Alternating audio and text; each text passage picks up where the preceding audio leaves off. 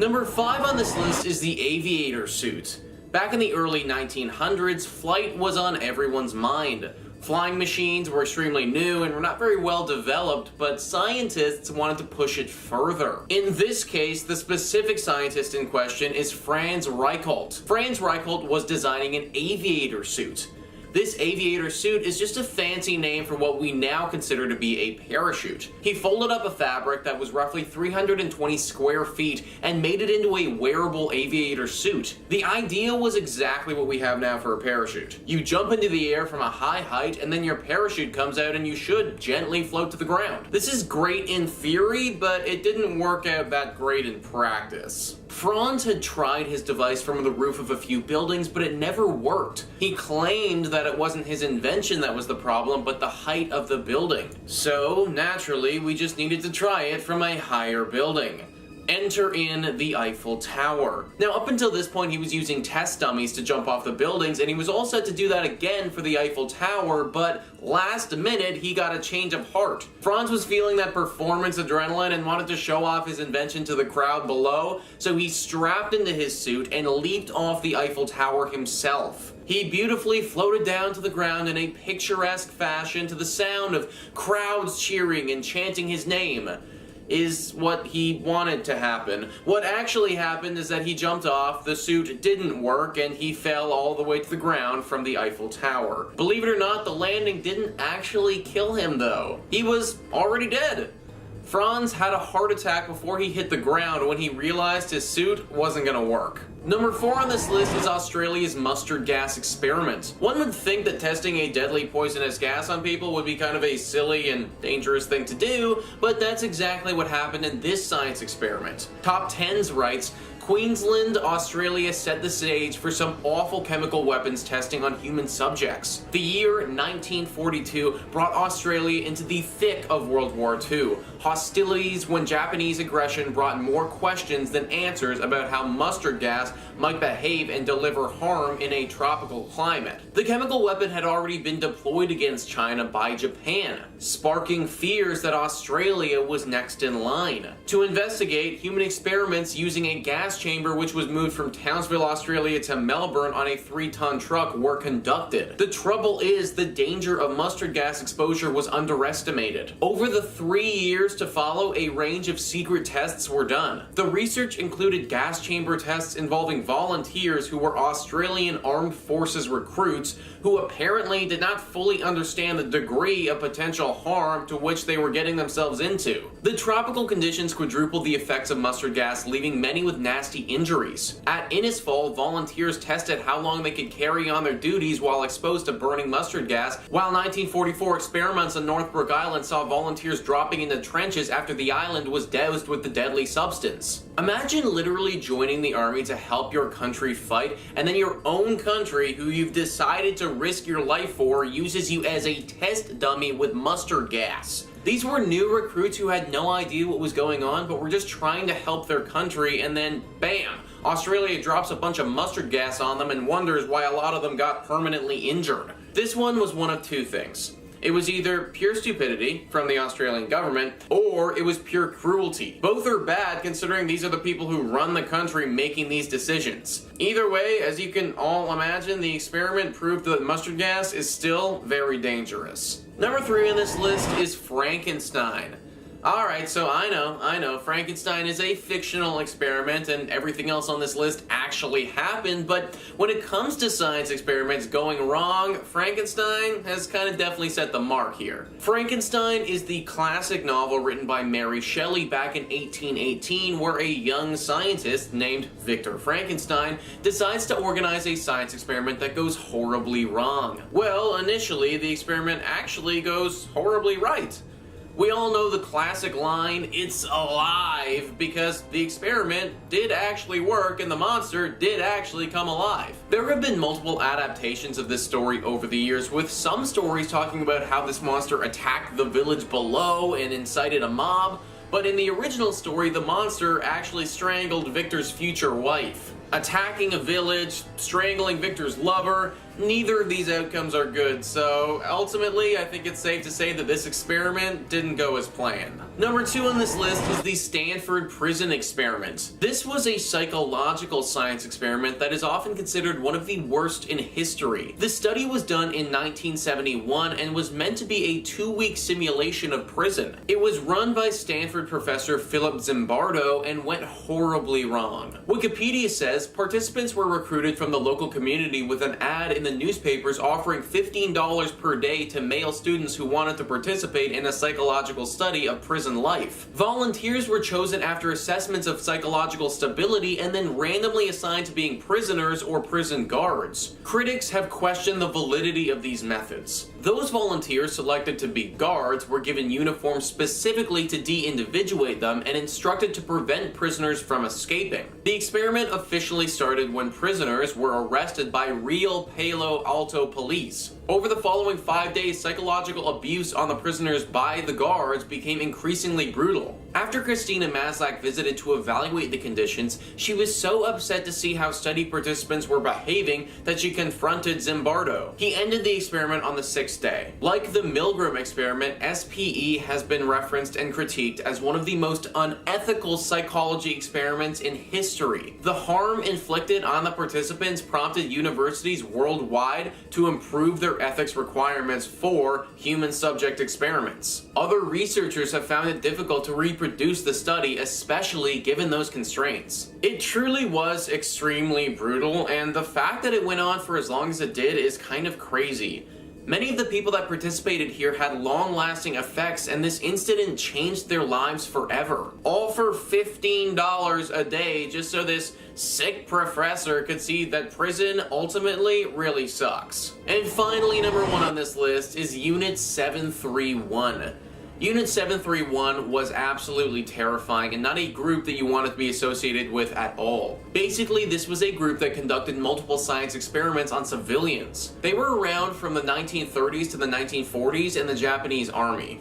They were led by Generals Shiro Ishii and were responsible for killing potentially over 200,000 people. These deaths were sometimes purposeful, but mainly they were just a byproduct of the horrible experiments that they were performing. Live Science says numerous diseases were studied in order to determine their potential use in warfare. Among them were plague, anthrax, dysentery, typhoid, paratyphoid, and chlorora, according to a paper by Dr. Robert K.D. Peterson from Montana University. Numerous atrocities were committed, including infecting wells with cholera and typhoid and spreading plague-ridden fleas across Chinese cities. According to Peterson, the fleas were dropped in clay bombs, which were dropped at a height of 200 to 300 meters and showed no trace. Prisoners were marched in freezing weather and then experimented on to determine the best treatment for frostbite. Former members of the unit have told media outlets that prisoners were doused with poison gas, put in pressure chambers until their eyes popped out,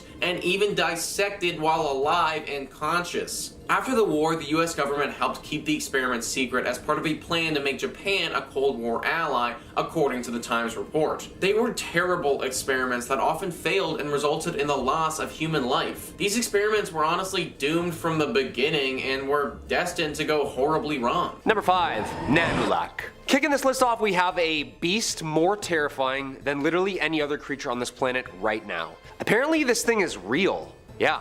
The apex predator. The top of the food chain. Twice interbred. This thing is a killing machine. The grizzly-polar bear hybrid, aka the growler bear, or the pizzly bear. Great names, great names. What do you like? I like the pizzly bear myself. It's the least aggressive. These two aggressive bears make up this rare hybrid that has occurred both in captivity and in the wild. So not only did they try this one in a lab, safe, with test tubes, in nature this thing just evolved by itself and is just trucking around hunting as we speak. Yeah. That's horrifying. In 2006, the hybrid was confirmed by testing the DNA of a unique looking bear shot in the Northwest Territories on Banks Island in the Canadian Arctic. A hunter from Idaho reportedly shot a grizzly polar bear hybrid near Sachs Harbor in April with his local guide. They had been hunting for polar bears and killed the animal, believing it to be a normal find. Officials took interest in the creature after noticing that while it had thick white fur, it also had long razor-sharp claws, a humped back,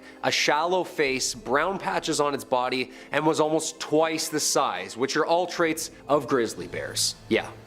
Yeehaw! DNA tests conducted by Wildlife Genetics International in British Columbia confirmed it was a hybrid with polar bear as a mother and a grizzly bear as a father. Yeah. Netflix campy horror, here we come. The number of confirmed hybrids has now risen to 8, all of them being children from the same female hybrid polar grizzly bear mother. There's only a couple of them. Yeah, thank God. Since the 2006 discovery, the hybrid has been referred to by several names including Pizzly bear and the Growler bear, but Canadian wildlife officials have suggested calling the hybrid bear Nanalak, taken from the Inuit names for polar bear and grizzly bear. Yeah, that's a sick name. That's a way better name. Let's go with that name, 100%. Number 4. The koolo-kamba. The koolo-kamba or koolo-kamba is an apparent hybrid species of chimpanzee and gorilla hybrid found and reported in Africa in the early 19th century. Although no empirical evidence has been found to substantiate the existence of the creature more than once, the koolo-kamba has been referenced in numerous times in some mid-19th century work and in some descriptive work from around 1860 to 1899 titled Explorations and Adventures in Equatorial Africa. The explorers refer to this unique ape hybrid as the koolo-kamba based upon the description of words used by the First Nations people in the Ovengo River of West Africa. The people allegedly refer to the ape as koolo because of its unique vocalization, unlike the sounds and abilities of other apes. Kamba is a word meaning, quote, to speak. Okay, that's terrifying. The local people, upon finding this hybrid creature, were saying that its name came from its ability to make sounds and talk, unlike any other species. The koolo-kamba is believed to be much larger with a flattened face, longer, larger skull, but more bipedal than a chimpanzee, meaning it walked on its legs much more like us. Although there has not been a documented sighting of the koolo-kamba since 1881, in 1996 a picture of an unusual looking ape was taken by Peter Jenkins and Liza Gadsby at the Cameroon Zoo, showing a seemingly hybrid ape that fit all the descriptions of the koolo-kamba, being supposedly that of a chimpanzee and gorilla hybrid. Could this be like a new form of sapien roaming our planet? Is this thing Bigfoot that the FBI is talking about? I don't know. What do you think? Number 3. Pythons. In the 1980s, a small number of pet Burmese pythons were released into Florida wildlife. Couple here, couple there, nothing crazy. Since then, these slithering snakes have started to wreak absolute havoc on wildlife and communities and have become something of a weird science project. A number of Burmese pythons running loose in the state of Florida are now officially a hybrid species, which could make them even more evolved than their other snake relatives. Scientists from the United States Geological Survey of the Everglades National Park analyzed skin and cell tissues from around 400 Burmese pythons that were captured in Florida between 2001 and 2012. The team wanted to learn more about the invasive species in order to better understand Florida's threat of the overgrowing population posed by wildlife and locals. Sure, the researchers expected to find only the pure genetic makeup of the Burmese python, coined the American alligator killer. It's quite the reputation. But according to the study, the number of interbred snakes with somewhat of a new genetic makeup started becoming more worrisome the more that they found. When two species come together, they have a unique set of generic traits and characteristics that they use for survival. This is made up of the environment around them. Indian rock pythons are smaller but much faster. Burmese pythons thrive in jungles and grassy marshes and are much, much bigger. Together, mixed with a little swap and spit, is this demon serpent. Yeah, the new and improved Floridian jungle croc annihilator. Again, cue campy Netflix movie. Croc Killer 5. I don't know, or something like that. When researchers involved in the new study analyzed samples found in Florida, they discovered that some animals assumed to be purebred pythons were also carrying new DNA, making a new rock python. Yeah, that's awesome. A couple of guys let their pets out and now there's snakes with double the abilities running around. Or slithering around, just by accident. This guy just rushed like 1,000,000 years of evolution. Yeah. Thanks, Florida.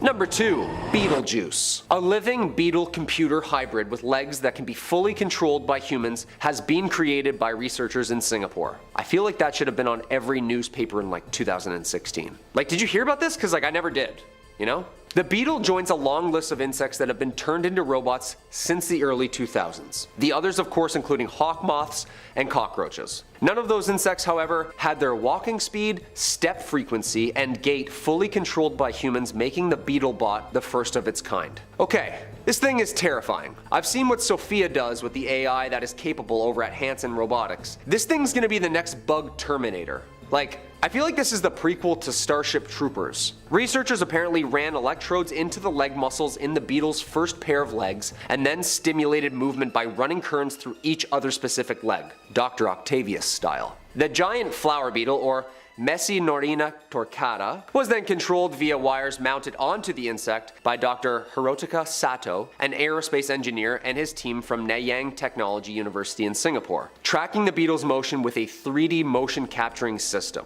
They were then able to make the beetle gallop and walk alternating legs. First off, this is a little cruel, but also pretty cool. I didn't even know that bugs had muscles in their legs. The hybrid might prove a useful step towards building robots for use in disaster zones, where they could be equipped with cameras or microphones and navigated through tiny cracks to search for humans trapped under rubble. Okay, I like this thing all of a sudden again. Yeah, this is good. This is good news. Blending technology with the animal kingdom. Ant-Man and Wasp style.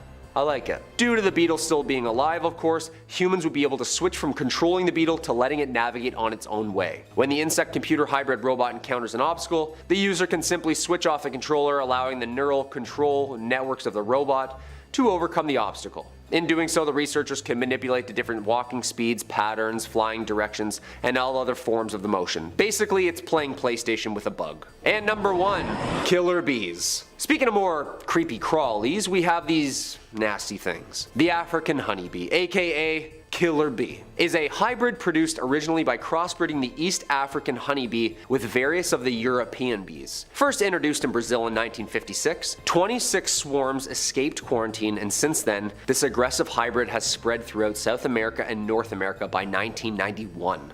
Yeah, that means before Pearl Jam was really going, there wasn't too many of these flying around. Once in a blue moon kind of deal. But time flies. Typically much more defensive than any other honeybee, these killer bees react faster and can chase a person a quarter of a mile. They kill about 1,000 people each year and even kill cows and horses. Although there are 29 recognized subspecies of bee, this seems to be the most aggressive. Biochemists have tracked down the brain chemicals that make killer bees so ferocious. It's the compounds which seem to be present in higher levels in the much feared Africanized honeybee, which makes less aggressive bees turn more fierce. That means that it can turn other insects into a more aggressive version of themselves. Honeybees are incredibly territorial, fighting to the death to defend their hive with multiple painful stings, but killer bees, the even crazier hybrids of the relatively docile strain, are more aggressive. Yeah, way more aggressive. Apparently these things are also really smart. Like, fish and bees are now able to communicate to each other. Do you know that? In a recent experiment done in Austria in 2019, using a robot translator, engineers from Swiss Federal Institute of Technology and 4 other universities are able to make the species able to transmit signals back and forth to each other, subsequently resulting in them demonstrating coordinated decisions. Yeah, Google it. Apparently these bees are so smart, they can signal underwater to fish. Yeah. We might not even need the controller for the bugs soon enough. Just when I thought the animal kingdom couldn't get even scarier, bees and fish are texting each other.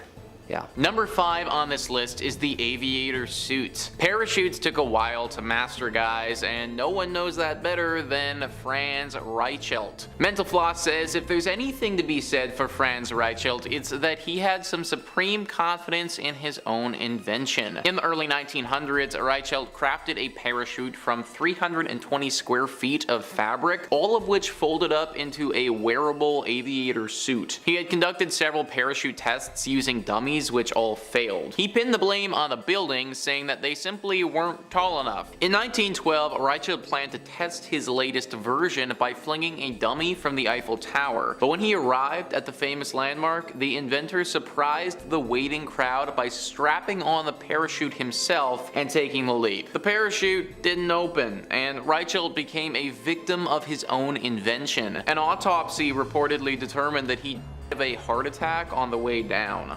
Imagine having the confidence to jump off of the Eiffel Tower using a so-called parachute that has literally never worked before. Number 4 on this list is the 10-cent beers. Alright, so this isn't really a science experiment at all, but it is an experiment of some kind. Mental Floss says in 1974, the Cleveland Guardians tinkered with a new promotion to increase game attendance, giving fans the opportunity to purchase an unlimited amount of beer for 10 cents a cup, which wasn't the best idea. The game against the Texas Rangers was an eventful one. Memorable events of the evening included a woman running into the Guardians on deck circle and flashing the umpire, a fan running onto the field and sliding into second base, and a father and son who ran onto the outfield and mooned the bleacher section. Things took a violent turn when fans launched fireworks into the Rangers dugout, and the whole thing eventually turned into an all-out riot. Fans against players on both teams. Players were hit with folding chairs, there were numerous fistfights, and some players were injured when they were pelted with rocks. After that, the Cleveland Guardians kept 10-cent beer nights, but limited the promotion to 2 drinks per person. So basically, humans and 10-cent beers do not go well in a public setting. I also looked it up with an inflation calculator, and even today, that would have been 60 cents a beer. Yeah,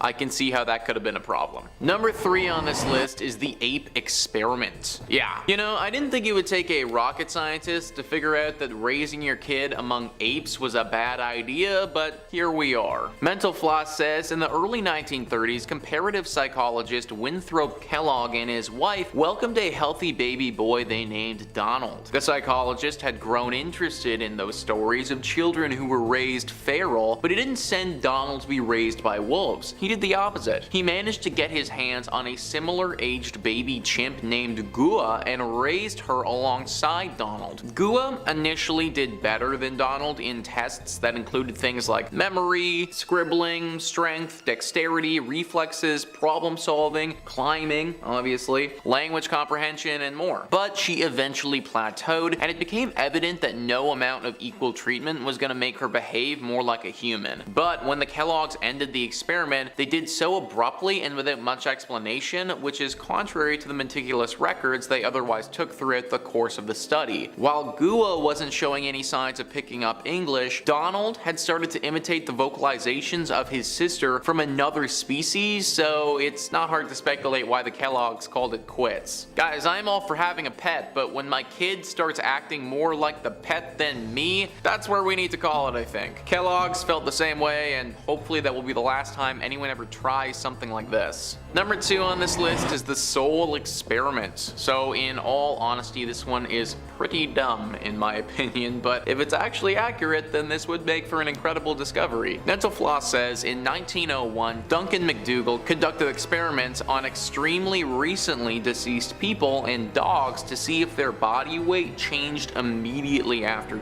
A decrease in weight, he theorized, would be indicative of a physical soul leaving the body. To test this theory, he weighed 6 people before and after their death, and concluded that there was a weight difference anywhere from half to 1.5 ounces. He repeated the experiment on dogs and found no difference, and therefore, by McDougall's reasoning, dogs have no souls. Other scientists have been critical of this experiment from day one, citing issues like small sample size and imprecise methods of measurement. Sounds like my dude Duncan was more of a cat person, honestly. I don't know, folks. It feels like there are a lot of holes in this experiment and not a whole lot of logic. Maybe it is accurate though, and we do have souls that weigh something. And finally, number 1 on this list is the Mental Floss says it's probably safe to say that an experiment falls into the gone wrong category when it may have been responsible for producing the As an undergrad at Harvard in the late 1950s and early 60s, Ted Kaczynski participated in a 3-year-long study run by Henry A. Murray that explored the effects of stress on the human psyche. After being asked to submit an essay about their worldview and personal philosophies, Kaczynski and 21 other students were interrogated under bright lights, wired to electrodes, and completely torn down for their beliefs. The techniques were intended to break enemy agents during the Cold War, and the students were never completely informed about the nature of the study. In short, the man who would eventually kill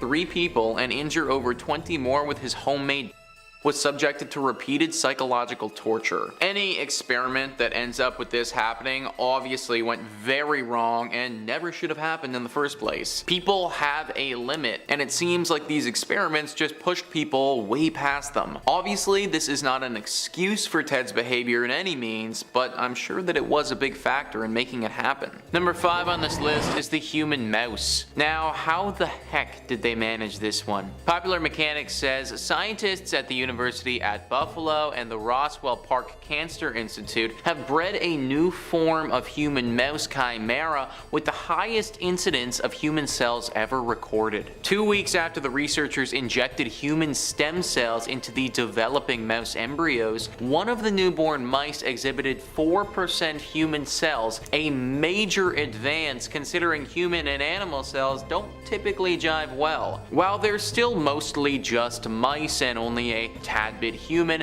the breakthrough marks a step toward more advanced genetically modified embryos in the future. It's not been possible to generate any human stem cells that substantially contribute to mouse embryos, the scientists say in the paper's abstract. Their work may enable applications such as human organ generation in animals. They go on in that article to get very technical with things and break down exactly how they did it, but in all honesty it got very confusing very quickly to somebody without a science background. The big takeaway here is that there is a mouse out there that is actually 4% human. That mouse, to my knowledge, would be the closest thing in the universe right now to a human being without it being an actual human being. Like, think about that. There is a mouse out there that is kind of like our long lost cousin. This, like everything on this list, starts to get very ethically and morally questionable. At what percent of human does this mouse start to become untouchable? Like, at what point do our laws, rights, and freedoms start to apply to the mouse? 20% human? 30% human? 50%? When does this mouse stop being a mouse and start being a human and start getting treated like a human? And also, what the heck would a 50% mouse and 50% human even look like? Like, we're getting into some seriously weird territory here, and as much as I get that this could be good for science or whatever, I'm pretty sure I can go the rest of my life without ever having to see a half mouse, half human thing. Ugh. Number 4 on this list is the human rabbit. You know, if I had to become a human hybrid of any animal, I feel like a rabbit would be cool. At least then I could jump really high and maybe I could finally dunk. The Washington Post says scientists in China have, for the first time, used cloning techniques to create hybrid embryos that contain a mix of DNA from both humans and rabbits, according to a report in a scientific journal that has reignited the smoldering ethics debate over cloning research. More than 100 of the hybrids made by fusing human skin cells with rabbit eggs were allowed to develop in laboratory dishes for several days before the scientists destroyed them to retrieve so-called embryonic stem cells from their interiors. Although scientists in Massachusetts had previously mixed human cells and cow eggs in a similar attempt to make hybrid embryos as a source of stem cells, those experiments were not successful. Researchers said yesterday they were hopeful that the rabbit work would lead to a new and plentiful source of embryonic stem cells for research and eventually for medical use. But theologians and others decried the work as unethical. Unethical seems to be the theme of this video, folks. That article by the Washington Post was actually written back in 2003. That's right, guys, this happened almost 2 decades ago, meaning that there has been tons of time for them to make better hybrids behind closed doors. Now, I'm not saying that they continued with these projects, but I'm also not saying that they didn't continue either. There was a lot of backlash when this first came out, so continuing with this without people knowing, that might have been desired. Who knows, there could be a fully grown rabbit man hopping around somewhere in some Chinese lab for all we know. Number 3 on this list is the human pig. This is a thing, guys. I really can't believe it is, but this is a literal thing. Stat News says pig embryos that had been injected with human stem cells when they were only a few days old began to grow organs containing human cells, scientists reported on Thursday, an advance that promises or threatens to bring closer the routine production of creatures that are part human and part something else. These human pig chimeras were not allowed to develop past the fetal stage, but the experiment suggests such creations could eventually be used to grow fully human organs for transplant, easing the fatal shortage of organs. 120,000 people in the United States are waiting for life-saving transplants, but every day 2 dozen die before they get them. Human pig chimeras could also be used for research into prenatal development and to test experimental drugs. A human lung in a pig might show more accurately the effect of a compound intended to treat, say, cystic fibrosis than today's lab animals. So they weren't allowed to grow past the fetal stage, but it is coming, guys. All of these human whatever hybrids have been happening in the last couple of years. They're very recent developments, and considering they've shown promise in the early stages, you can bet that this will just continue to keep going and going.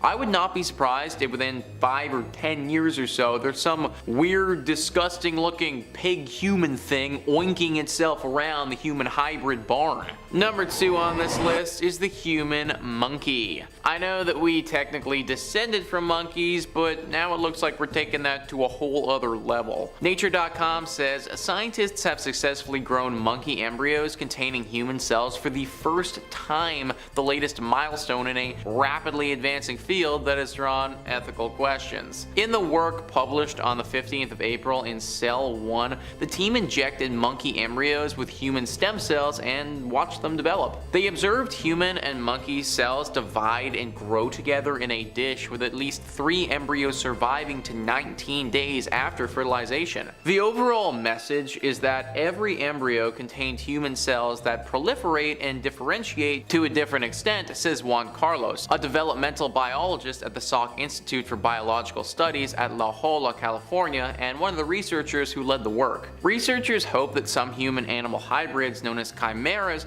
could provide better models in which to test drugs and be used to grow human organs for transplants. Members of this research team were the first to show in 2019 that they could grow monkey embryos in a dish for up to 20 days after fertilization. So they are literally making these human monkey things and gonna use them as a place to test drugs and other things. No wonder this is bringing up some ethical debates. A half human is going to be bred to get stuff tested on it and then have its organs harvested. Remind me to not get reincarnated as a human monkey, please. Now, I should note that this is a long way from being finalized, and we are looking at many years until we have human monkeys walking around or being tested upon. But still, it is happening, and they are already finding ways to make it work. Comment down below your feelings on this and whether you think that what they're planning to do is morally right or not. And finally, number 1 on this list is mouse human. So we had human mouse, and this is what I'm calling mouse human. Basically, it's the exact same idea as before, except this time, instead of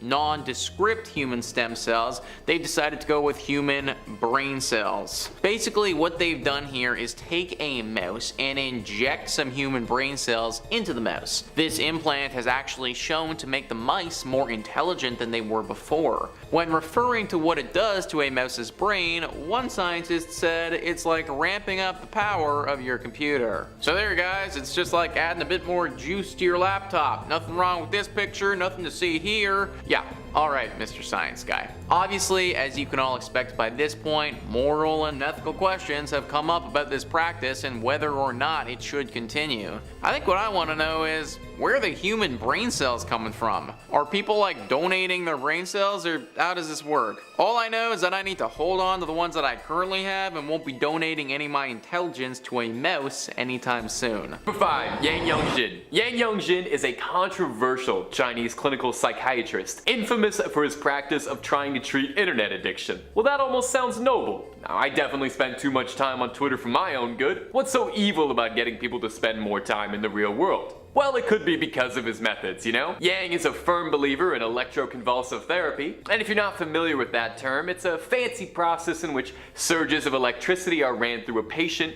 inducing a small seizure to treat mental illness. So the way to treat people who are spending too much time on electronic devices is to hook them up to something electronic and let electricity run through their body painfully. Yeah, okay, no, I'm starting to understand where some of this controversy is coming from. Yang believes that people suffering from internet and gaming addiction suffer from personality disorders and need to be treated as such. His clinic doesn't really run like a regular clinic, but has been more closely described as a boot camp. Parents sign away their children into Yang's foster care, who then get sent to a prison-like environment of harsh treatments and cruel conditions. Yang would treat his patients in a military-like manner, punishing them with more treatments for misbehavior or rewarding patients who would act as informants against other patients. In addition to round-the-clock shockings, Yang would also administer medications to his patients without the consent of them or their parents by sneaking them in as diet supplements. Yang would punish patients who tried to get their parents to take them home with, well, you can probably take a guess, More shocks. Yang's practice has since been shut down, but in the time it operated, it's estimated that as many as 6,000 patients were exposed to cruel treatments by the doctor. Yang's controversial methods caught him international attention, even in pop culture. The popular multiplayer video game Dead by Daylight, in which players play a monster attacking a team of players trying to survive, featured a character actually inspired by Yang. In 2017, the development studio held a poll for Chinese players on suggestions for a Chinese monster, since the game was very big there. And Yang was a popular write-in vote, as obviously Chinese gamers would see him as a monster, leading the team to create a character who was a doctor who used electricity to shock his opponents. Releasing with him as well was a survivor named Feng Min, an esports pro serving as the doctor's nemesis, an internet-addicted patient, and a map set in a Chinese asylum to boot. Before the final release of the character though, the doctor was changed to an American backstory, presumably to avoid any possible pushback or controversy of comparison to the real doctor. But it's probably saying something if your audience considers you a monster on the level of Michael Myers and Freddy. Next up at number 4, Dr. Sigmund Rascher. Known for his cruel contributions to the German army in World War II, Sigmund Rascher is among one of the worst scientists in human history. Sigmund's father was also a physician and an avid follower of Rudolf Steiner, an occultist and self-proclaimed clairvoyant. So naturally, Sigmund attended the first Waldorf school based on Rudolf Steiner's philosophies. He went on to study medicine in Munich and later worked for an internship in Switzerland with his father. But despite his upbringing, it seems he grew to align with some other ideologies, eventually joining the German paramilitary organization. And that is where his evil doings would begin. He denounced his father and soon became acquainted with the leader, asking for human subjects to be placed at his disposal. He made it clear the experiments could prove fatal, but that it would be required for accurate results. By 1942, he began conducting experiments in pressure chambers, where he would simulate a high altitude and then quickly alter the pressure to simulate the conditions of a pilot free falling with no oxygen. Allegedly, the leader mentioned that those who survived could be pardoned death at the camp, but Sigmund talked him out of it, stating that they didn't deserve any amnesty. Further, he conducted cruel freezing experiments on 300 prisoners, allegedly to figure out the best way to warm up soldiers who experienced hypothermia. He would either force his victims to remain outdoors completely naked in freezing temperatures for up to 14 hours, or would place them in tanks of ice water for 3 hours, measuring their pulse and internal temperatures all the while. From there, they would try to warm up the victims, usually with water, but experimented using a variety of different temperatures, including boiling, and this would often cause further harm. Along with his other forms of torture under the guise of science, Sigmund would administer polygal, a substance to aid blood clotting, and then shoot or amputate a limb on his victim to see the speed at which they would bleed out. But I will let you know, he eventually did get what was coming to him after years of falsified facts from botched experiments, as well as killing his own lab assistant. Sigmund was executed under the order of the leader, and in 1990 his experiments were ruled inhumane and criminal on top of containing falsified data. Number 3. Albert Kligman. Right off the top, I just feel like this guy's got an evil scientist name. Kligman just, I don't know, hits the ear wrong. Well, he was guilty of a lot more than a scary sounding name. Dr. Kligman was a dermatologist who was contracted by Dow Corning, Johnson & Johnson, and the US Army to research the effects of chemical compounds on human skin. Being offered a modest 10 grand in grant money, Kligman set out to work right away, finding a bevy of inmates of Philadelphia's Holmesburg prison, where he would experiment on thousands of inmates with little to no regard for the prisoners' safety or long-term health. It was documented that the experiments at Holmesburg prison entailed a delightful assortment of things like hair transplants, implantation of foreign bodies, burns and radiation of the skin, exposure to dioxin, application and ingestion of toxic materials, and near lethal doses of acne medicine, and the yanking of fingernails to round it off. Delightful. One of the chemicals Kligman exposed his test subject to that I mentioned earlier, dioxin, was the main contaminant in Agent Orange, the controversial chemical agent used in the Vietnam War by the Americans. Kligman was being paid to research the effects of dioxin on skin, and suffice it to say, it is not pleasant remotely. I hope there's a picture of something disgusting behind me. Inmates would be scarred, left sick, with permanently disfigured skin conditions leading to painful long-term side effects. Oftentimes as well, many subjects were exposed to all sorts of contaminants and other infections from the unsafe conditions of his experiments. Most of his inmates were bribed by financial compensation, ranging anywhere from $30 to $50 for smaller experiments, or $800 for some of the more extreme cases. This small bit of cash was really appealing enough to attract a constant supply of victims, prisoners, who had very little in the way of funds. This allowed them to get a little bit of freedom, a little bit of power within the prison, but also let them have a bit of hope that maybe they'd one day pay off their bail. Kligman destroyed many of the notes from his research, but through testaments from his victims, we know the truth of what he got up to. While there have been many attempts to get justice after the fact for what the inmates experienced, Kligman himself lived to the ripe old age of 93 and never faced any sort of consequences for his actions whatsoever. In fact, he was thrilled by the opportunity. Listen to this quote from Kligman describing how he felt setting up shop at the prison. "All I saw before me were acres of skin. It was like a farmer seeing a fertile field for the first time." That sounds made up. That sounds like horror movie bad guy dialogue. That sounds like something Jigsaw would say. But no, it was a real guy who was allowed to experiment on a lot of real people. Next up is Shiro Ishii, a notorious microbiologist and surgeon during the War of Resistance, a conflict between China and Japan in the 30s and 40s. Shiro Ishii led the development and application of biological warfare for the infamous Unit 731, and is truly an evil scientist if I've ever heard of one. Prior to his evil experiments, he was actually known as a pretty brilliant man. He had a photogenic memory and studied medicine at the Kyoto Imperial University. But despite his highly credible grades, he was not known to get along well with his classmates. During his studies, he was known to grow bacteria in petri dishes and refer to them as his pets, a practice that made many uncomfortable as they felt he was treating the bacteria as more of a companion than a research subject. Potentially the first red flag in what would become a sea of evil and horrendous experiments. By 1927, Ishii was advocating for the creation of a bioweapons program,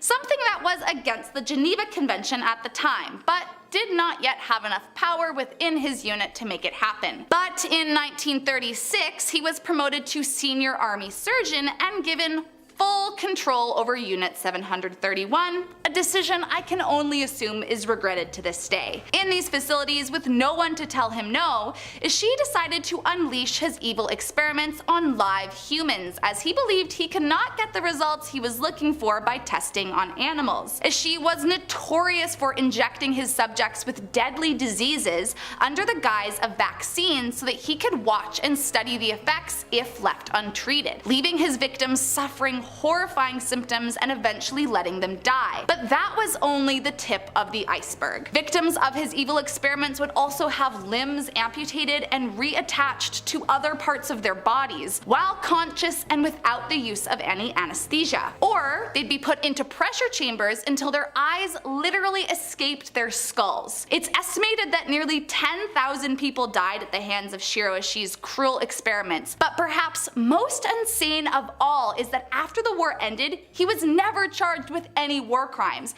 as he traded the information he obtained in his experiments for immunity and then lived out the remainder of his life in Japan a free man. And last up, we have Harry Harlow. Harry Harlow was an American psychologist during the 30s to the 50s, and although he didn't experiment on people, he is widely regarded as cruel and unethical for his experiments on monkeys. Harlow had one big question: what was the meaning of love? Initially, it started as an earnest study looking at the bond between a mother and her offspring, and early on it did actually provide psychologists with some valuable information about the importance of connection in those early years. But Harlow soon became obsessed and began blurring the lines of ethical experimentation until soon he was nothing more than a monster. What was once about discovering the importance of early stage bonding morphed into long-term isolation and the mental effects it had on the monkeys. Harlow and his team had what they literally called the pits of despair, I kid you not, where the test subjects would be isolated without any contact, including the smells and sounds of other monkeys,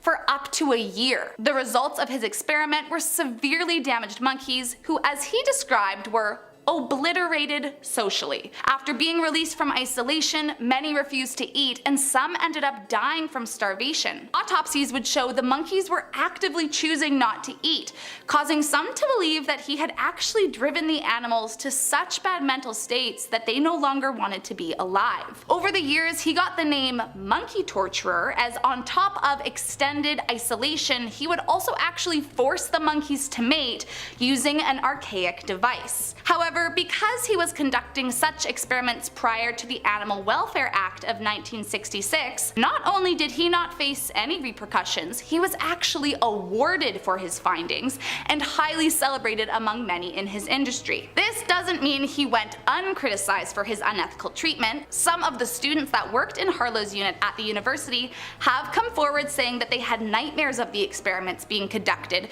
and couldn't wait until he retired to shut down the entire operation. Others said that anybody with respect for life would find this offensive, and all he left was one huge mess to clean up. Later, Harlow went on to say in a 1974 interview, "I don't really like animals. I despise cats, I hate dogs, how could you like a monkey?" So, despite looking for the meaning of love, it seems he was more interested in torturing innocent monkeys and causing irreversible harm. Number 5.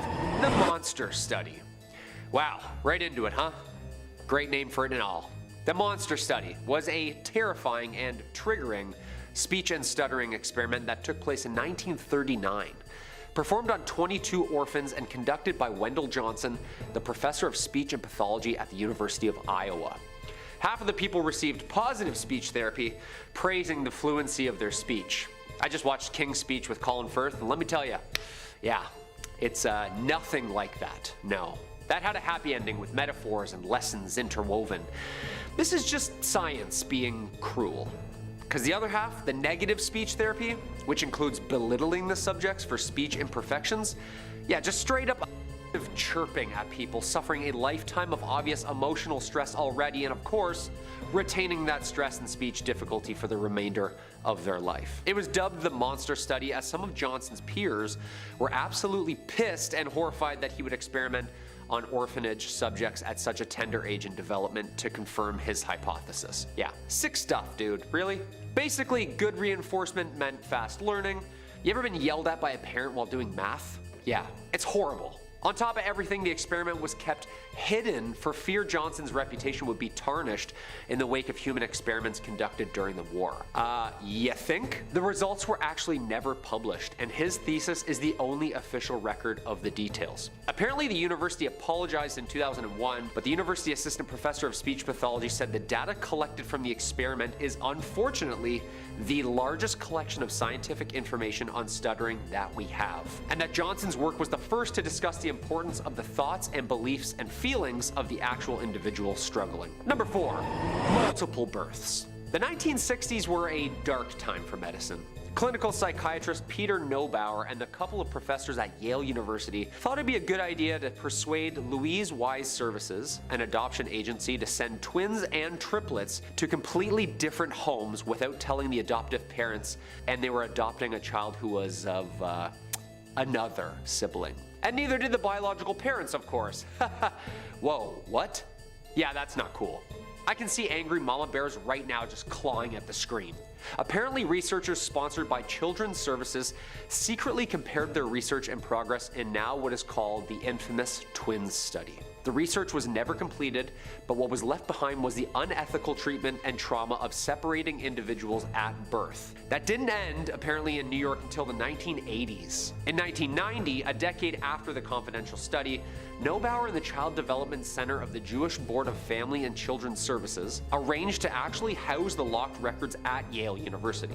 The Jewish board set terms that gave the organization power to approve or deny any requests to access the records for the next 75 years. In 2018, apparently a couple thousand pages were released to the public, but of course, like all things intending to be silent, the pages were heavily redacted. Yeah, lots of sharpieing. Yo, this is absolutely terrifying, okay? Like, what did they find in that study? Also, so sad. There's been a couple documentaries now covering this study and focusing on the trauma it's caused to those who again begged to gain access to their own files. In 2011, apparently the Jewish board denied 2 separate twins the request to access their own sealed records. So what exactly happened that made these scientists so secretive of their work? Number 3, Stanford Prison. The Stanford Prison Experiment was a psychological experiment conducted in the summer of 1971. Pretty standard university experiment. A 2-week simulation of a prison environment that examined the effects of situational variables on participants. Yeah, what could go wrong, right? Well, we just heard how when it comes to university studies, the law all of a sudden becomes this imaginary thing. Stanford University psychology professor Philip Zimbardo led this research study. Participants were recruited from the local ad in a local school newspaper engineered by the research team, offering only male participants $15 per day for those to participate in a fun study looking at prison life. Haha, yeehaw! People were handpicked after psych assessments, then randomly assigned roles of either prisoner or guard. Like a giant game of cops and robbers, right? The guards were given uniforms and instructed to prevent prisoners from escaping. No rules. The experiment officially started when prisoners were booked by real Palo Alto police, and over the next 5 days, psychological abuse by the guards became more and more sadistic. The experiment was actually forced to end on the 6th day. Let's just say it got so violent, it's known as one of the most unethical psychological experiments in history. The harm and abuse inflicted on the participants prompted universities worldwide to improve their own ethics departments, and experiments were then severely reevaluated by the educational board before they began. This was an example of use of power, the barbarism of humans, the sick experimental boundaries those are risking to put others through for career-breaking research. Scary stuff. Number 2, Burke and Hare. The Burke and Hare murders were a series of 16 separate targeted murders committed over the span of about 10 months in 1828 in Edinburgh, Scotland. The culprits? You guessed it, William Burke and William Hare. These two were so rotten, they actually dug up and sold corpses to surgeons like Robert Knox for dissection. You see, Edinburgh was the leading city of anatomical study in the 1800s, and all that research demanded a ton of cadavers to experiment on. Due to the rapid shortage of cadavers to do research on, hence the time of medicine, grave digging became a huge issue. Scottish law required that all corpses used for medical research shall only come from deceased prisoners or sick houses. Okay, and cue organized crime. This led body snatching to become a huge thing. I mean, easy and plentiful to make a quick buck, right? But to make sure graves were left untouched, mort safes and gates were put up in cemeteries to act as almost like bear traps on top of the graves. Of course, this is where our gentlemen come into this. The men, instead, decided to go on a rampage taking fresh and very alive victims' bodies right then and there. Yeah, gruesome stuff. Then they would take them on down to the medical center and payday. The police offered Hare immunity from prosecution if he knew anything. Basically, if you snitch, your name's clean. He fessed up the details immediately of the victims and confessed to all 16 deaths with his accomplice. Formal charges were made against Burke and he was hanged to death. His corpse was dissected and his skeleton displayed at the Anatomical Museum of Edinburgh Medical School, where, as of 2022, still remains. Okay, the last part's a little sadistic, no? Also very ironic. Number 1, Jose Delgado. Rodriguez Delgado's research was cutting edge for his time. It was centered on the use of electrical signals to invoke responses in the brain. This is like way before Neuralink and scientists were trying to microchip us for like Interac and stuff. It was the early 40s. A dark time for medicine. Famed for his research on mind control through electrical stimulation of the brain. His earliest work was actually with cats, but of course, if you haven't guessed, he later experimented with monkeys and then, eventually, humans. Specifically, psychiatric patients. Delgado's work was centered around a certain invention he coined the stimoceiver. a radio which joined the stimulator of brainwaves with a receiver. This allowed the subject of an experiment full freedom of movement while allowing the experimenter to control the experimentee? Very sci-fi for the time, you know? Basically the math behind putting a giant antenna in your head, but it's inside your head. The stim receiver was used to simulate emotions and control the person's behavior. Stimulation on different points in the amygdala in 4 patients produced a variety of effects including deep concentration, odd feelings, and colorful visions. Okay, no, not so bad so far. Delgado could not only elicit emotions, he could also elicit tons of movement. Yeah, we're talking Weekend at Bernie's type movement, but subtle at first, like a limb or the clenching of a fist, then bigger limbs and more movement. Basically, this guy was driving you via your brain. Mad scientist or the pioneer of electric brain stimulation? Maybe you can be both. And at number 5 we have chainsaw. Do you know why the chainsaw was invented? If you don't, then this might surprise you. Surprisingly, the chainsaw was not invented for cutting down trees or any type of manual work. It was actually invented to help with childbirth. And by help, it was more of an unnecessary torture, making a painful experience much worse. 2 Scottish doctors, John Aitken and James Jeffrey, invented the tool in the 1780s. Before the cesarean section was common practice, all babies had to pass through the birth canal.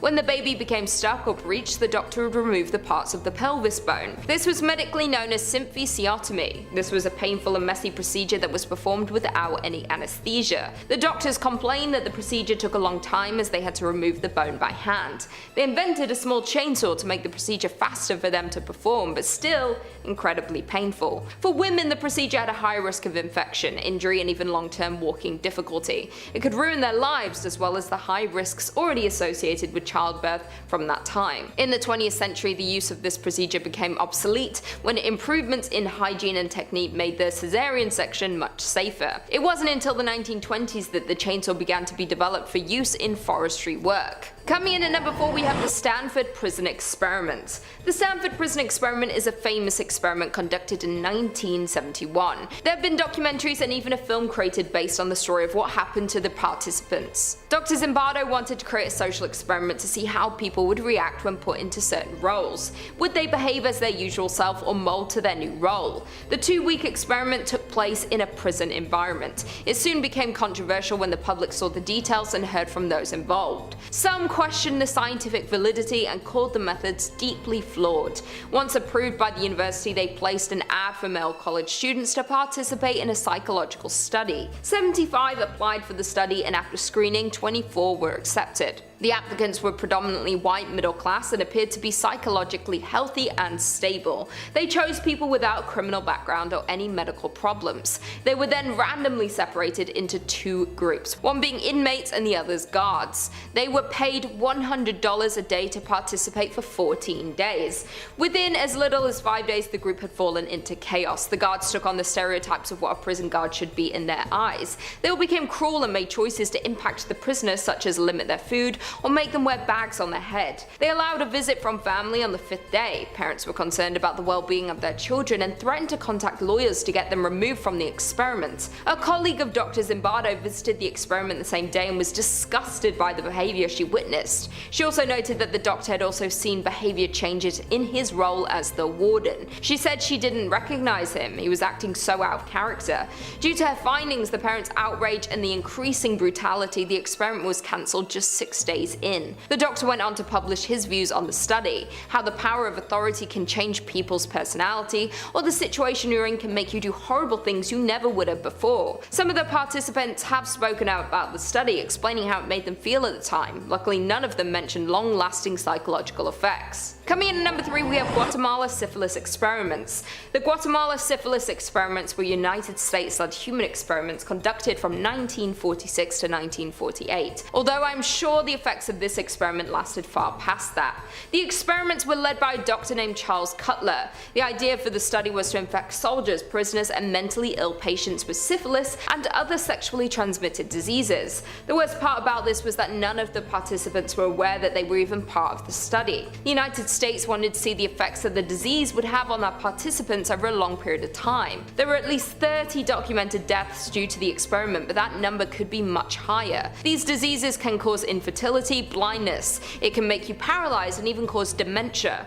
There is a long list of horrible things that were inflicted on these people that would have affected them and future generations for years following. The experiments were uncovered in 2005 while someone was researching into studies around it. It wasn't until 2010 when the US government formally apologized for their actions. They admitted to violating human rights and that committing the study was a crime against humanity. There have since been a number of lawsuits filed against the US government for what they did to the community. People want answers as to why and how this could have happened. What makes this worse is that this was not the first study of its kind conducted by the US Public Health Study. They did the exact same thing in 1932 to Tuskegee. 600 sharecroppers were found and hired in Alabama. Again, none of them were told they had been given the disease. They were only told they'd be given free healthcare, meals, and burial insurance. Even after penicillin was proven to cure the disease, the study continued until 1972, 25 years after the cure was found. In addition to the original subjects, the victims of the trial passed the disease onto their wives and their children were born with it also. They tried to cover up both trials, but Bill Clinton formally apologized in 1997 to those affected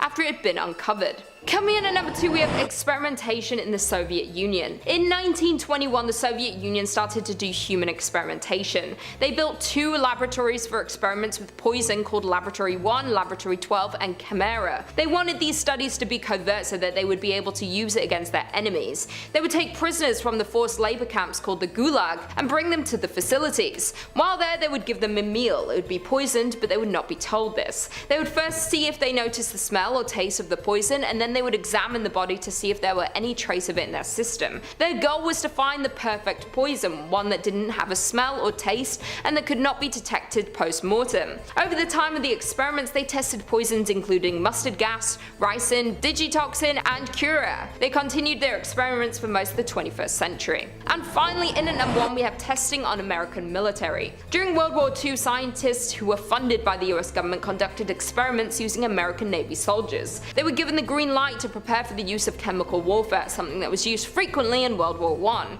There were at least 9 research projects dedicated to this study. They wanted to test the effectiveness of a new type of clothing and gas mask against the deadly gas. 17 and 18-year-olds were approached after they had completed boot camp. They were only asked if they would participate in a study that would shorten the length of the war. They were not told what they would be doing. Only once the boys reached the research facility were they told that it involved mustard gas. Almost all of the participants suffered from severe external and internal burns. Once they left the facility, they were ignored by the Navy. In some cases, they were threatened by the Espionage Act. They were told that they would be punished if they were to tell anyone about the study that they were involved in. Under the Espionage Act, anyone sharing information about the war effects were considered a criminal. So if the enemies learned of these experiments, they would lose their upper hand if they had one. In 1991, the reports of what happened were finally declassified and were taken before Congress. There were 60,000 US soldiers who took part in the trial. Number 5 on this list is the humanzee. The humanzee, as you can imagine, is a human mixed with a chimpanzee. This is a very interesting entry on this list because whether or not it has actually been created or not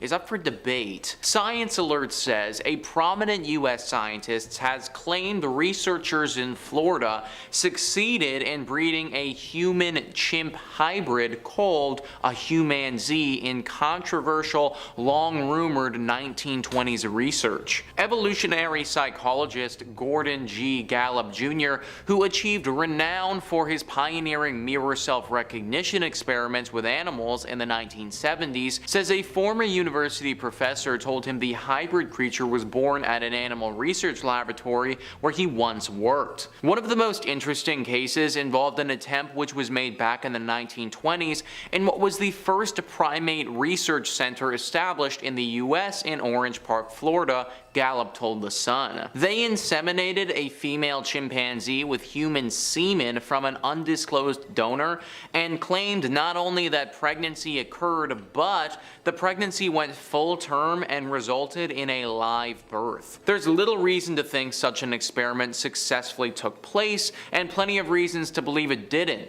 But having an otherwise respected researcher make such a statement is drawing attention to this old rumor once again. It's definitely interesting to see a highly respected scientist in the community come out and make these claims like this. That does tend to carry a decent amount of weight and at the very least deserves to be investigated a little bit. It was also rumored that a few years ago some people came forward requesting government approval to do an experiment like this, but it was denied. So there's definitely been rumblings about an experiment like this before, but no definitive proof that it's actually taken place. To be completely honest, I do believe that something like this has went down. I just think that it may have happened behind closed doors, and we may not be privy to it. Like, this totally seems like something that the government could be interested in, but wouldn't want the public to find out about. Maybe in some secret base in some very low population part of the world, there is a humanzee running around getting experimented on. Number 4 on this list is the human pig. So as we are going to see from this one, there are a lot of possible benefits from this, but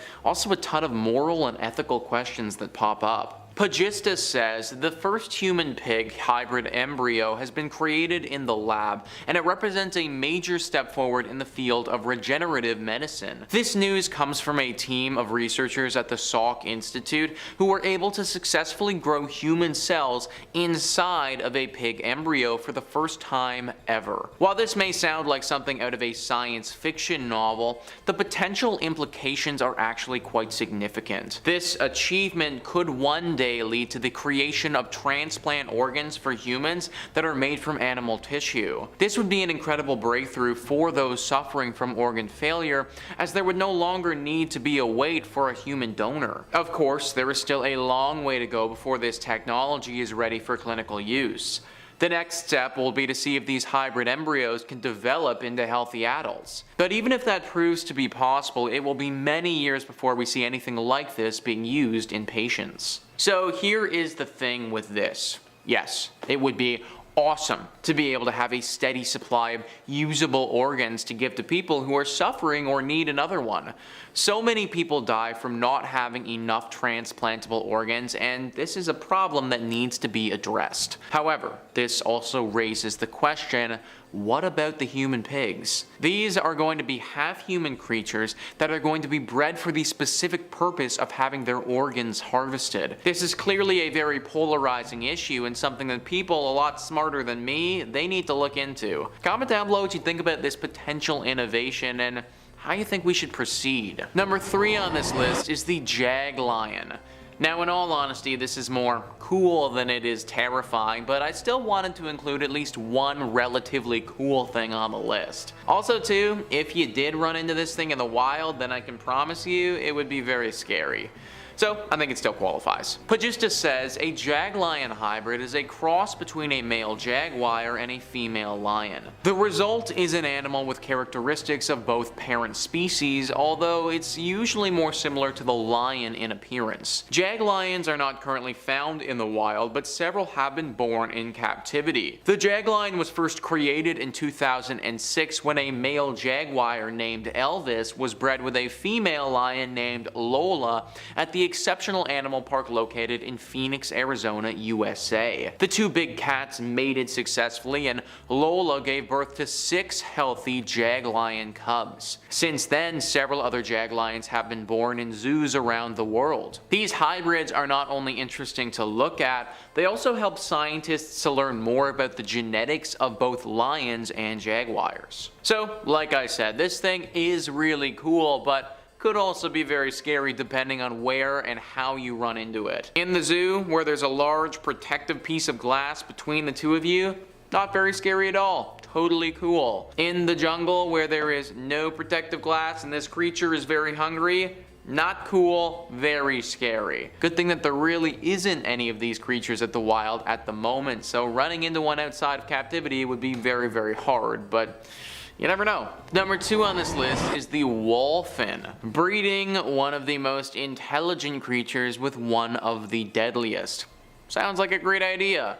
That's what happened here with the wholphin. Pagistus says, weird hybrid experiments usually make for interesting reading, and the wholphin is no different. This unusual creature is actually a cross between a false killer whale and an Atlantic bottlenose dolphin, and was first discovered back in 1985. Since then, there have been several documented cases of wholphins in the wild, and even a few captive ones as well. While they share many characteristics with both of their parent species, there are some notable differences that make the wholphin truly unique. For one, they are typically smaller than either false killer whales or bottlenose dolphins, with an average length of just over 6 feet. They also have a more slender build, and their flippers are shorter in proportion to their body than either parent species. Interestingly, wholphins also seem to exhibit social behaviors that are more similar to dolphins than whales. They are often seen forming close bonds with other members of their pod, and engaging in activities such as surfing and playfully chasing each other around. It would be very rare to spot this creature in the wild, but be very careful if you do. Dolphins are super smart, and killer whales,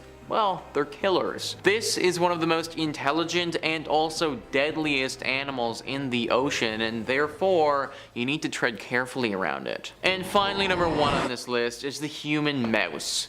The human mouse is another one of those ones with potential positives, but also lots of ethical questions. Pagistus says, in a first of its kind study, scientists have created a mouse embryo that contains human cells. The research published in the journal Nature could eventually lead to the development of new treatments for diseases using stem cells. To create the hybrid embryo, the researchers injected human stem cells into a mouse embryo. The human cells then began to grow and form structures that are found in the human brain and heart. The researchers say that the human cells were able to survive and grow because they were surrounded by mouse cells. This suggests that it may be possible to create hybrid embryos that contain a mix of human and animal cells. The study is still in its early stages, and it remains to be seen whether these hybrid embryos will be able to develop into healthy animals. However, the findings suggest that it may be one day possible to use stem cells from patients with diseases to create customized treatments. So yeah,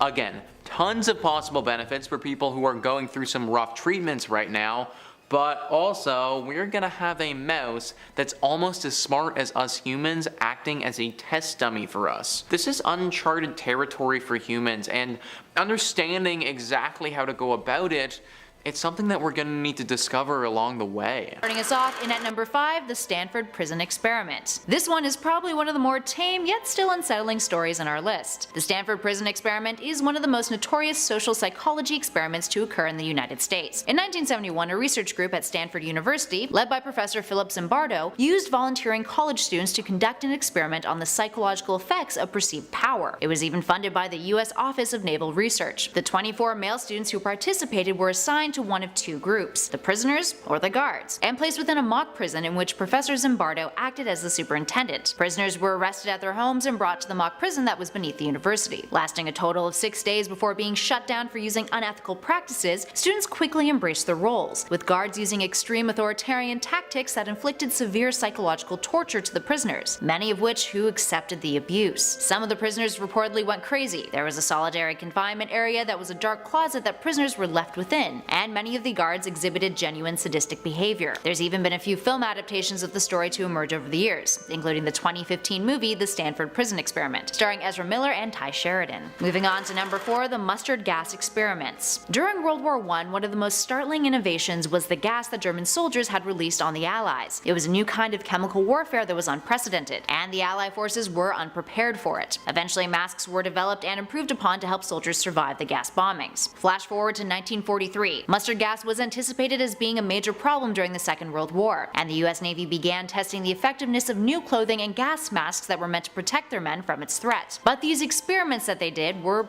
pretty unethical. Young men who were aged 17 to 18 were brought in after boot camp as participants in an experiment that they were told was to help shorten the war. When they actually arrived at the Naval Research Laboratory in Washington, they found out that it had to do with mustard gas, and that they were going to be exposed to it, many of which later then suffered internal and external burns. After the experiments were done, the Navy pretty much ignored what had happened, and even threatened some of these men with the Espionage Act. During the experiments themselves, if the men protested, they were threatened with an immediate court-martial and 40 years in prison. In 1990, 1991, the files about the experiments were declassified and taken to Congress. The worst part was, the experiments were pretty much for nothing. The Allies only used mustard gas once in World War II, and it was by accident, resulting in over 1,000 civilian casualties. Up next, number 3, sexual reassignment. David Peter Reimer was known for years anonymously as the John Joan Case. In 1965, he was born in Winnipeg, Manitoba, to a Mennonite couple, and due to complications with a circumcision, his penis had been burnt beyond surgical repair. His parents brought him to the Johns Hopkins Hospital in Baltimore to see a psychologist named John Money, a man who was building a reputation in the field of gender identity and sexual development, who believed that one's gender identity is developed as a result of social learning. Money advised David's parents that what would be best for him, at 22 months of age, was to have him undergo a sex reassignment surgery, as he believed the child would be likely to achieve successful functional sexual maturity as a girl rather than a boy. Since David was born a twin, it provided Money with the ability to test a case for his theories, with one twin being raised as a boy and the other a girl, and that the child was too young to have formed any notions about their gender at that age. The experiment continued onwards as David grew up, and he and his brother were forced to rehearse sexual acts and engage in genital inspections, which, according to Money, was to help develop a healthy adult gender identity. David would go on to transition into living as a male at the age of 15, and later committed suicide after years of suffering severe depression at the age of 38. Next up at number 2, Unit 731. Unit 731 was a covert biological and chemical warfare research and development unit of the Imperial Japanese armies during World War II. The unit participated in lethal human experimentation and operated under the official name, the Epidemic Prevention and Water Purification Department of the Kwantung Army. Approximately 3,000 men, women, and children who were war prisoners were experimented on, being euphemistically referred to as logs, with the experiments ranging from vivisection, which is surgery conducted on living organism, that involved injecting prisoners with various diseases and removing organs, germ warfare attacks, frostbite testing, syphilis testing, rape and forced pregnancy experiments, and weapon testing. Most of the prisoners were Chinese, but prisoners also consisted of European, Soviet, American, Korean, and Australian prisoners of war. And finally, in at number 1, the Nazi human experimentation. Hitler's Nazis committed some of the most atrocious crimes during World War II. At many of the concentration camps that the Nazis used during the Holocaust, they would also conduct medical experiments on prisoners of all ages, including children. Prisoners were forced into taking part, and often these experiments resulted in death, disfiguration, or permanent disabilities. At Auschwitz and various other camps, doctors would select prisoners to participate in hazardous experiments that were designed to help German military in combat and to design new weapons. The experiments consisted of bone, muscle, and nerve transplantation, injecting bacteria into bone marrow, head injury experiments in which young patients would be hit with mechanized hammers and driven insane. There were freezing experiments, malaria experiments, mustard gas experiments, experiments in which patients had their lymph nodes removed and were injected with tuberculosis, sterilization experiments. The list goes on, and it's pretty disgusting. Other experiments, like the ones of Joseph Mengele, had no connection to military necessity. His work consisted of experimenting on twins to study the differences and similarities in their genetics, and to see if the human body could be unnaturally manipulated. Mengele performed experiments on almost 1,500 pairs of twins at Auschwitz, and only about 200 of those individuals survived. These experiments would range from injecting dyes into the eyes of children to see if they would change color, to sewing twins together in an attempt to create conjoined twins.